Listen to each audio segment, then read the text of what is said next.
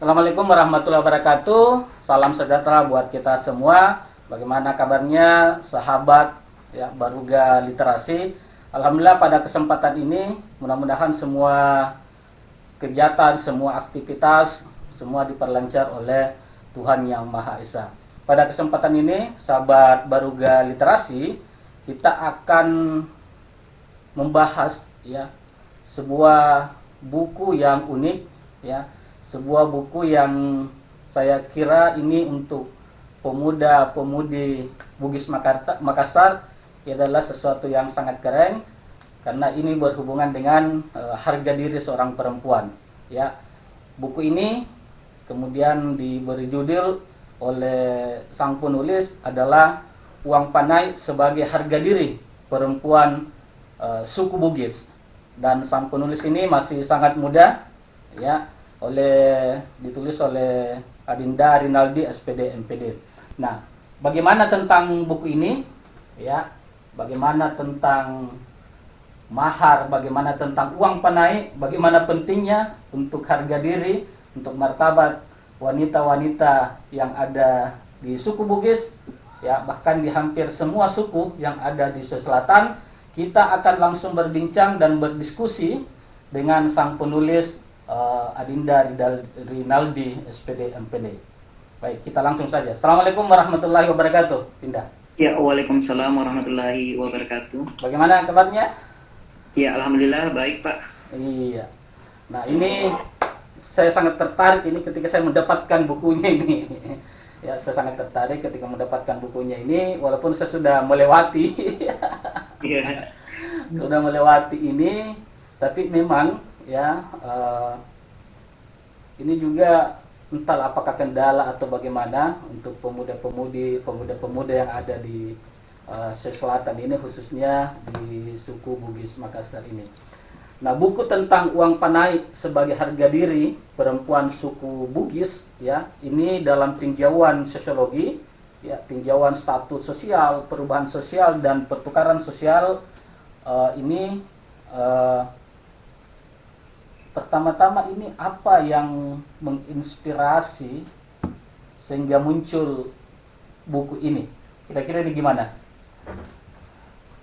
Ya, kalau berbicara inspirasi, ini sebenarnya lahir dari dimana akses kita di media sosial, Pak. Karena apa yang menjadi problematika, entah ini merupakan suatu kebanggaan atau problematika, tetapi ini patut kita apresiasi karena ini kan merupakan adat istiadat atau ciri khas masyarakat kita sehingga bisa dikenal. Nah, inspirasi itu kemarin waktu ini sebelum menikah ya, Pak, karena hasil penelitian ini kemudian saya aktualisasikan dalam bentuk pernikahan dan saya aktualisasikan lagi dalam bentuk buku dan semoga juga bisa bermanfaat untuk teman-teman yang khususnya masyarakat suku Bugis, tapi di luar suku Bugis juga bisa kita belajar bersama. Berarti ini buku ditulis sebelum menikah? Iya, ini buku ditulis sebelum menikah, Pak. Inspirasinya itu lahir dari persoalan bagaimana penyusunan tesis saya, Pak. Karena ini buku, ini yang judul tesis saya kemarin itu Uang Panai sebagai Harga Diri Perempuan Suku Bugis Bone. Tetapi saya secara umumkan karena apa yang menjadi background, apa yang menjadi sampel saya kemarin di Bone itu juga merupakan gambaran semua suku yang ada di khususnya di suku Bugis Bone, Pak, di masyarakat suku Bugis. Ya, jadi ini ya hasil penelitiannya, hasil tesis ya? Iya, Pak, hasil tesis. Kemudian saya bukukan. Iya. Begitu. Nah, bisa nggak diceritakan secara singkat ya apa isi dari buku ini? Oh ya, siap. Nah, berbicara, ini kan judul buku saya Uang Panai sebagai Harga Diri Perempuan Suku Bugis, kemudian tinjauan sosiologis, tinjauan dari status sosial, kemudian bagaimana teori perubahan sosial dan bagaimana teori pertukaran sosial. Nah, berbicara tentang uang, maka kita akan berbicara tentang harga. Berbicara tentang harga diri, maka ini berbicara tentang status sosial. Dan saya kaitkan dengan status sosial yang melekat pada diri perempuan suku Bugis Bone. Nah, kita pahami ketika berbicara tentang status sosial ini kan, atau harga diri ini kan sesuatu yang tidak bisa dibeli. Tetapi ketika melihat realitas yang terjadi di dalam masyarakat ini kan seakan-akan diperjualbelikan. Tetapi maksud dari buku saya ini bagaimana tinjauan sosiologis ini melihat secara umum. Baik dari perempuannya, keluarga perempuan, keluarga laki-laki, bahkan di buku saya ini juga ada rekomendasi dari MUI dan dimasukkan juga dalam segi pembelajaran. Oh, begitu ya. Ya, kemudian ketika berbicara tentang status sosial, ini ada hal yang menarik karena tanpa uang panik maka tidak ada pernikahan. Satu hal juga yang perlu saya luruskan di sini, orang beranggapan bahwa uang panik dan mahar itu sesuatu hal yang sama. Nah, ini kan sesuatu hal yang berbeda. Berbeda ya. Ya. Apa bedanya mahar dengan uang panik? Ya, mahar dari segi agama, kemudian uang panik dari segi adat istiadat. Di mana dalam adat memandang bahwa uang panik, tanpa uang panik maka tidak ada pernikahan. Beda halnya dengan mahar. Kalau mahar tanpa uang panik, pernikahan tetap sah. Ini kan dalam hal segi agama. Tetapi yang menjadi perbincangan sekarang itu bagaimana uang paniknya, bukan bagaimana persoalan maharnya. Iya. Sehingga di masyarakat suku Bugis ini banyak yang dari segi pendidikannya, kemudian dia juga mengaitkan bagaimana persoalan tinggi permintaan uang panai. Kemudian dari segi perubahan sosial, ini kan dulunya merupakan pemberian sejumlah uang, tetapi lama kelamaan ini juga bisa di dalam bentuk pemberian berupa barang, Pak. Misalnya ada yang berupa emas, ada yang berupa mobil atau harta benda lainnya. Yang namanya uang kan uang, tetapi ini berubah menjadi pemberian berupa mobil, berupa emas, bahkan ada yang sampai memberikan showroom beserta isinya. Ini kemarin juga sempat diberitakan di Lambetura kalau tidak salah kemarin. Nah, kemudian yang terakhir dalam tinjauan sosiologis itu terkait pertukaran sosial. Nah, pertukaran yang saya maksud di sini adanya pertukaran sosial dan pertukaran interaksi dalam hal ekonomi.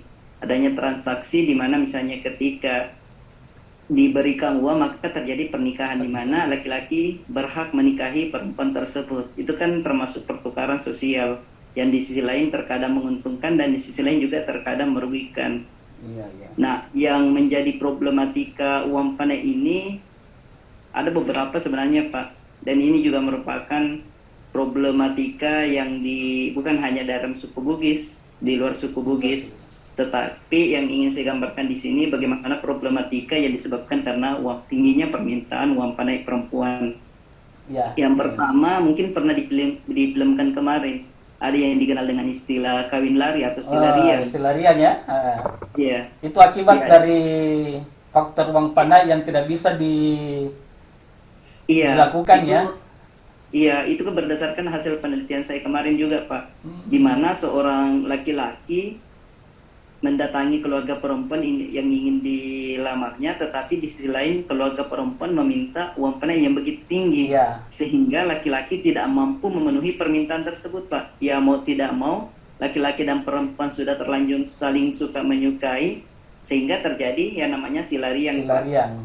Ya, kemudian yang menjadi problematika kedua ada dikenal dengan istilah hamil di luar nikah. Nah, ini merupakan sesuatu hal yang melenceng dari budaya kita, budaya sirih, cara harga diri kita. Kenapa? Ini yang kemarin berdasarkan apa yang saya teliti, di mana yang sering terjadi ini bukan hanya di suku Bugis Bone, tetapi di suku Bugis, baik suku-suku yang ada di masyarakat suku Bugis lain. Nah, di mana di sini ada pernyataan yang menurut saya sesuatu hal yang sebenarnya tidak patut untuk kita tiru, tetapi ini sebagai bentuk pembelajaran bahwa ia menyampaikan bahwa mending kita hamili dulu anaknya orang supaya persoalan uang panik ini bukan menjadi persoalan. Bisa turun ya. Misalnya, sebelum hamil mungkin diminta 100 juta, tetapi setelah hamil mungkin uang panik bukan lagi merupakan persoalan. Dulunya 100 juta, bahkan bisa saja itu 30 juta bukan lagi persoalan. Nah, ini juga problematika, Pak. Nah, ternyata di sisi lain juga bukan hanya problematika ini dialami oleh laki-laki, ini juga dialami juga oleh perempuan. Ada dikenal dengan istilah perawan tua, Pak. Perawan tua bukan karena tidak ada laki-laki yang datang melamar. Banyak datang yang melamar, tetapi karena uang panainya tinggi sehingga tidak ada yang mampu memenuhi permintaan tersebut. sehingga laki-laki lain beranggapan bahwa ketika kita datang ya ujung-ujungnya ditolak. Ya, itu Yang yang memutuskan uang terjadi. panai ini kan siapa kalau dilihat dari ini? Dari Nah, yang memutuskan itu lebih kepada keluarga perempuan. keluarga perempuan ya. Ya. Nah, yang menjadi problematika selanjutnya ada dikenal dengan istilah ternyata uang panai ini dijadikan juga sebagai bentuk penolakan, Pak. Secara Oh, tidak, secara tidak secara ya, halus ya. iya. Kalau tidak Mengapa disuka misalnya ketika, orangnya, dikasih mes iya, saja tinggi-tinggi begitu ya. iya, ya, secara tidak langsung ketika laki-laki itu paham, dia akan Iya. mengerti bahwa oh, lamaran saya ditolak. Anggaplah ketika kemampuan saya 50 juta, Iya. tetapi yang diminta 100 juta itu kan tidak mungkin tidak bisa saya Iya. penuhi. Nah, itu bentuk penolakan secara halus Ada sebenarnya, Pak. penolakan secara halus ya. Iya. Itu dari 4 problematika ini akibat daripada uang panai itu, ada nggak rekomendasi yang diberikan? Nah, untuk rekomendasinya terkait kepada bagaimana laki-laki dan perempuan dan bagaimana keluarga suku Bugis Bone, khususnya keluarga perempuan, yang pertama yang harus dibentengi untuk keluarga itu dalam hal kita memandang dari segi agama, Pak. Tetapi Hmm. adat juga tidak bisa dihilangkan. Iya. Karena ketika berbicara adat, ya mau tidak mau itu berbicara tentang sesuatu yang rumit, tetapi itu kan sesuatu hal juga yang harus dilakukan. Iya. Dan terkadang dari segi adat itu memberatkan. Kalau dalam persoalan agama ini, ketika keluarga perempuan paham bagaimana persoalan agama, ya itu ada yang namanya dikenal saling mempermudah. Apalagi bagaimana misalnya ini niat baik saling kita antara laki-laki dan perempuan ini bisa dihubungkan. Ini kan merupakan suatu sunnah Rasulullah. Iya. Itu yang pertama yang harus dipahami dulu, Pak, bagaimana persoalan agama. Iya, iya, iya. Kemudian ada juga dikenal istilah bagaimana saling memusyawarahkan. Ya, sebelum datang melamar, setidaknya ada musyawarah terlebih dahulu antara keluarga laki-laki dan keluarga perempuan, sehingga Begitu tidak ya. terjadi penolakan atau Iya. problematika yang lain. Itu jangan-jangan dulu apa kayak namanya tuh. Jadi sebelum datang ke situ ya. Jadi sudah ditentukan berapa berapa itu Iya, ya, berapa uang panainya begitu ya.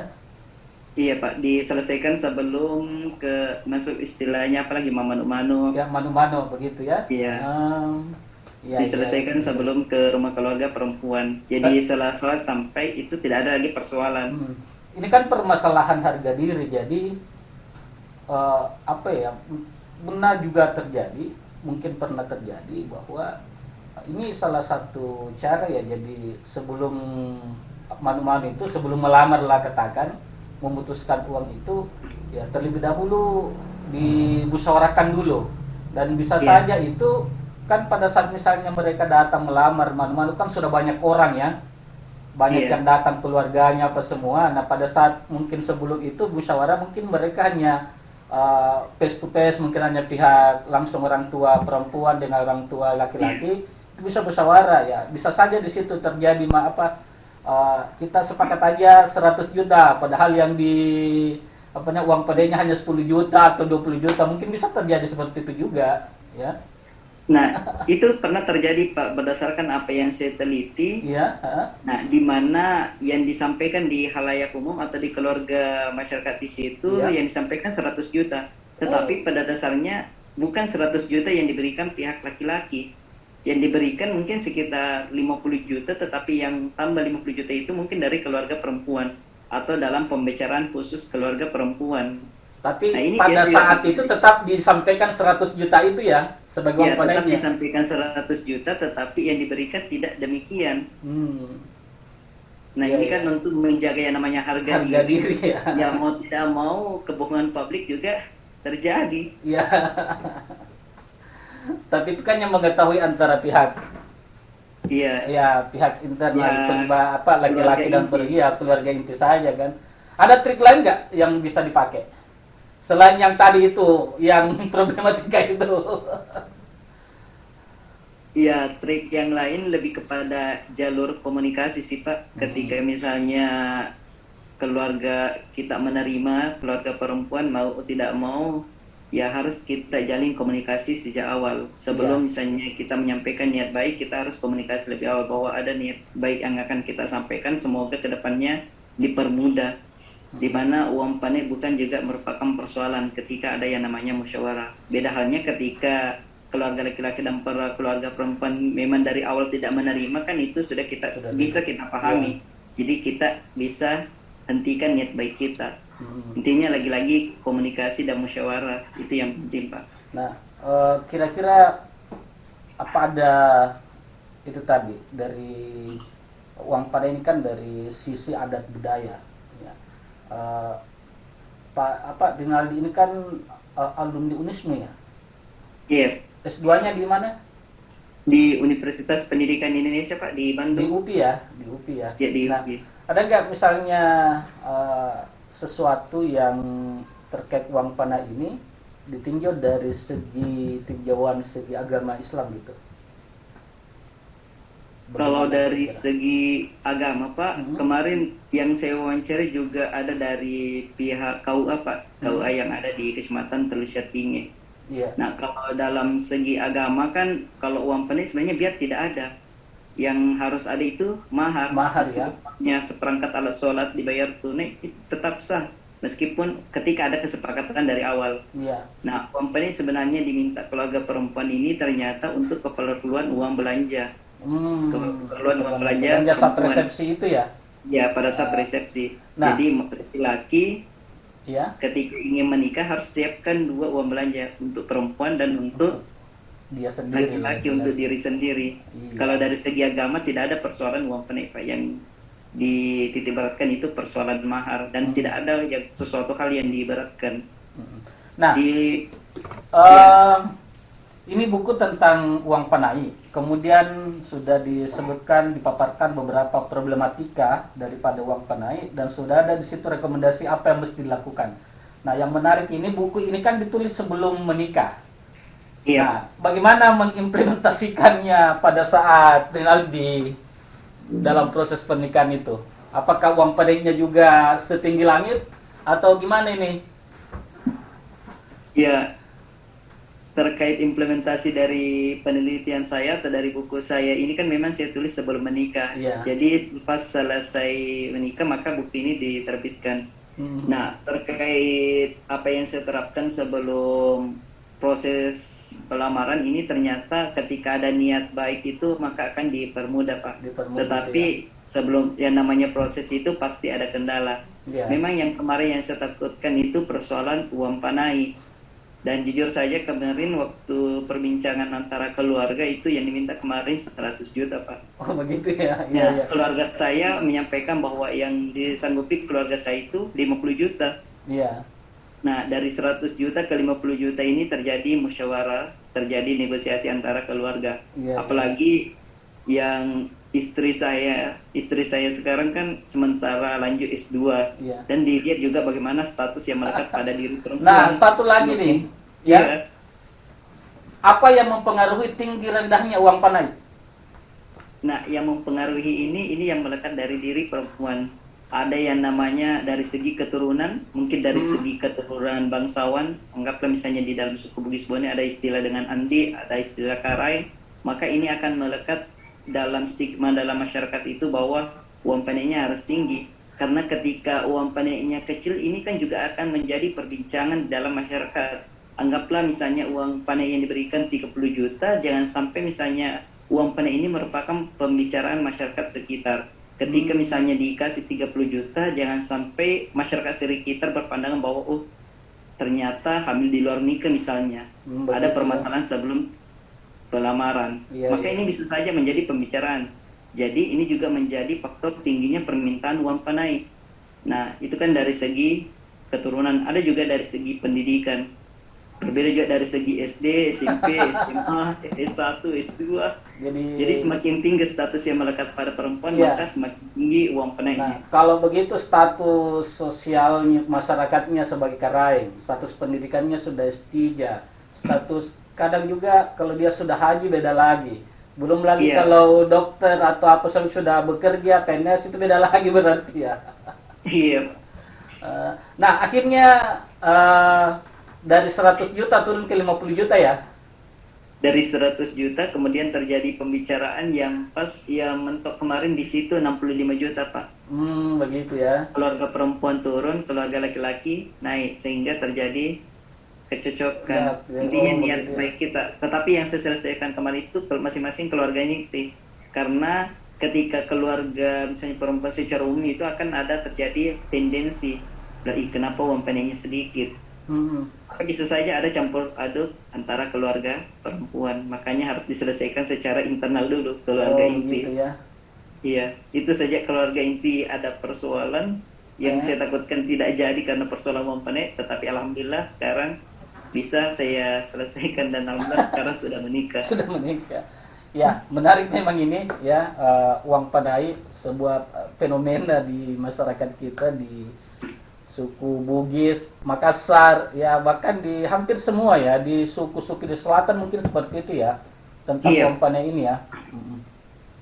Iya, ya. Nah, sekarang terakhir mungkin ini kan sudah jelas sasarannya siapa yang mau membaca ini ya, setidaknya pemuda-pemuda bacalah buku ini kalau sebelum mau melamar ya. Nah, apa yang diharapkan dari pembaca setelah menikmati buku ini bersama tehnya di rumah? Kira-kira apa nih yang diharapkan ini? Iya, yang saya harapkan sesuai tagline di dalam buku ini, ketika seorang laki-laki datang melamar, di mana uang panai ini bukan merupakan persoalan, di mana tidak merendahkan keluarga perempuan dan tidak memberatkan pihak laki-laki, sehingga ada kecocokan antara keluarga laki-laki dan perempuan, dan ujung-ujungnya berlangsung yang namanya pernikahan. Nah, kemudian juga di dalam buku ini ada beberapa rekomendasi, karena kemarin juga sempat diberitakan di MUI ya, di MUI Sulawesi Selatan, terkait persoalan uang panai. Nah, berbicara tentang pernikahan masyarakat suku Bugis, ini kan merupakan tradisi yang menjunjung tinggi nilai-nilai adat dan agama. Proses pemberian uang panai dalam pernikahan masyarakat suku Bugis merupakan adat istiadat yang harus dijaga dan dipertahankan. Dan itu tidak diharamkan olehmu ya? Iya, ini yang saya rekomendasikan, Pak. Oh, begitu ya? Ya, karena kan ini merupakan identitas masyarakat suku Bugis. Ya. Nah, melalui buku ini saya harapkan MUI Sulawesi Selatan diharapkan dapat menerbitkan fatwa tentang uang panai, di mana tidak menghilangkan nilai-nilai adat, apalagi menghilangkan uang panai. Uang panai dapat menjadi acuan serta perhatian bagi MUI Sulawesi Selatan untuk mengetahui kondisi sosial masyarakat suku Bugis, sehingga dalam penetapan fatwa tentang uang panai, nilai-nilai agama tetap ada tanpa menghilangkan nilai-nilai adat istiadat. Oh, begitu. Oke, terima kasih Linda atas waktunya untuk hari ini. Ya, dan ya uang panai itu merupakan sebuah adat dan budaya, ya tidak bisa juga kita tinggalkan, tapi tidak bisa juga terlalu ekstrim di dalam memahami hal tersebut. Uang panai ini ya bagaimana tidak merendahkan sang wanita dan juga bagaimana tidak memberatkan sang laki-laki. Saya kira itu intinya adalah bagaimana bisa menjalin komunikasi antara keduanya. Baik, sahabat Baruga Literasi, demikian pertemuan kita pada kesempatan ini. Semoga dapat memberi manfaat ya untuk kita semua dan berberkah, dan sampai ketemu di pembahasan selanjutnya di Baruga Literasi, dan kita semua dalam lindungan Tuhan Yang Maha Esa. Assalamualaikum warahmatullahi wabarakatuh. Salam Baruga Literasi.